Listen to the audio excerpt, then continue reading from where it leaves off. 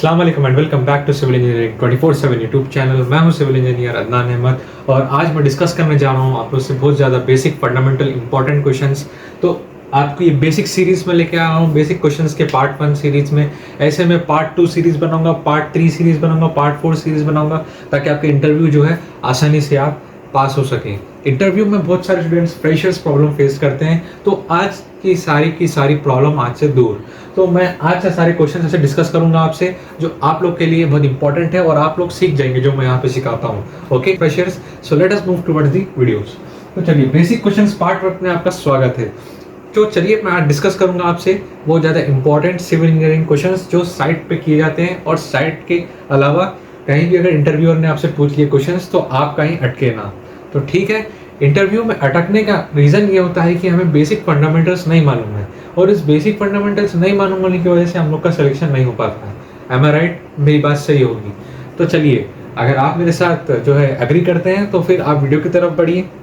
चलिए, what is segregation? First question है, what is segregation? अब सिग्रीगेशन भाई कहाँ ही तो पढ़ा था, कंक्रीट टेक्नोलॉजी में पढ़ा था, सिटी में। आपके डिप्लोमा लेवल में पढ़ा था, आपने ग्रेजुएशन लेवल बीटेक में पढ़ा था ना व्हाट इज सिग्रीगेशन। याद आ गया सिग्रीगेशन, हाँ, लेकिन हमको मालूम नहीं है। हमने सुना हुआ तो है सिग्रीगेशन, टर्म्स तो सुना हुआ है, इस चीज को हमने सुना हुआ तो है लेकिन हमें पता नहीं है ना? मैं बता रहा हूँ ना सही बात? यस। तो चलिए, सिग्रीगेशन का मतलब यह होता है कि separation of cement sand from aggregate. क्या समझ में आया? सीमेंट और सैंड अलग हो रहे हैं एग्रीगेट में से।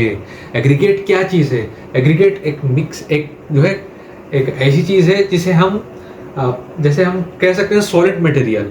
ठीक है, चलिए हम उसको डिफाइन करते हैं इजी लैंग्वेज में। इफ अब आपको फाइन एग्रीगेट और कोर्स एग्रीगेट में तो डिफरेंस मालूम होगा। चलिए फाइन एग्रीगेट का डेफिनेशन हम लोग जो है डिस्कस करते हैं। फाइन एग्रीगेट का डेफिनेशन ये है, the सीव size which passes less than 4.75 mm सीव।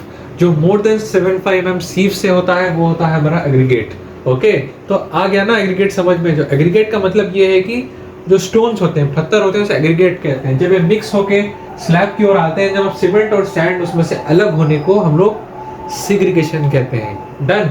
चलिए second question, what is bleeding? Bleeding से क्या समझ आया? ब्लीडिंग का मतलब है अगर हमारा हाथ कुछ कट गया है, सपोज हमारा हाथ कट गया तो क्या हुआ? खून बह रहा है, ब्लीडिंग हुई, ब्लड बह रहा है। In that case civil engineering में भी सेम चीज है।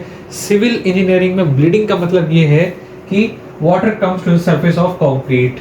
आई क्या समझ आया? वाटर जो है, पानी कंक्रीट के सरफेस के बाहर निकलने को लगता है। चलिए आपको एक एग्जांपल के तौर पर बताता हूँ। जब आप साइट पर जाएंगे, वहाँ पे रेडीमिक्स जो है अपना जो है कंक्रीट पोर कर रही होगा स्लैब के ऊपर। स्लैब के ऊपर जब जो है कंक्रीट डाला जाएगा तो आप ऑब्जर्व करना उसमें से सम अमाउंट ऑफ वाटर आएगा, मतलब पानी आएगा कंक्रीट के बाहर। आपके स्क्रीन के सामने शायद एक फोटो दिख रही है, उसमें आपको लग रहा है थोड़ा सा पानी बाहर आ रहा है। So that's what we call it as bleeding. उसे हम बुलाते हैं ब्लीडिंग।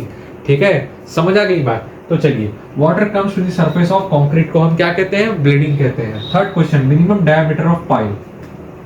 अब पाइल के जरिए से हमें एक चीज समझ आती है कि पाइल जो है अंडर बीनीथ कंस्ट्रक्शंस के लिए इस्तेमाल होता है, मतलब डीप कंस्ट्रक्शंस के लिए इस्तेमाल होता है। ज़्यादा हम लोग गल्फ कंट्रीज में देखते हैं, जैसे कि अबू धाबी में आप देखिए बुर्ज खलीफा है दुबई में।